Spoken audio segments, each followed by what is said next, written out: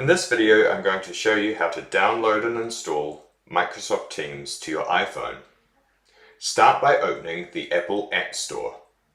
Search for Teams. When you see Microsoft Teams, click the Download button. Wait for it to download.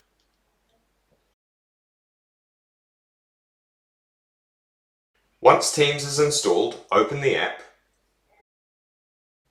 Log in using your credentials. At other organizations, your login might be your email address. At Wellington City Council, your login is your username at wcc.gov.nz.